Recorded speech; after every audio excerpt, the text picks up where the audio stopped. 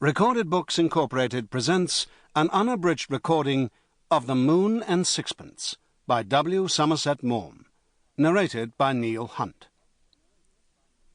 This work was first published in 1919.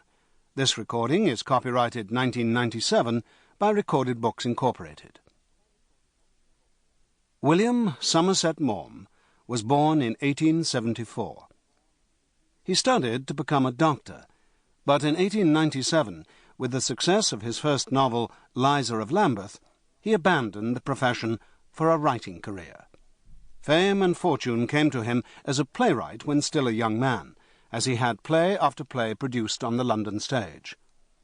After the First World War, he became known for his short stories, dozens of which were published in magazines, increasing his popularity.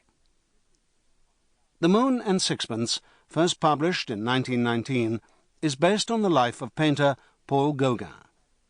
In it, Maugham explores the artistic mind, drawing a picture of a man possessed by the need to create, no matter the consequences to himself and those around him. And now, The Moon and Sixpence. I confess that when first I made acquaintance with Charles Strickland, I never for a moment discerned that there was in him anything out of the ordinary. Yet now few will be found to deny his greatness. I do not speak of that greatness which is achieved by the fortunate politician or the successful soldier. That is a quality which belongs to the place he occupies rather than to the man, and a change of circumstance reduces it to very discreet proportions. The Prime Minister out of office is seen too often to have been but a pompous rhetorician, and the general without an army is but the tame hero of a market town. The greatness of Charles Strickland was authentic. It may be that you do not like his art, but at all events you can hardly refuse it the tribute of your interest.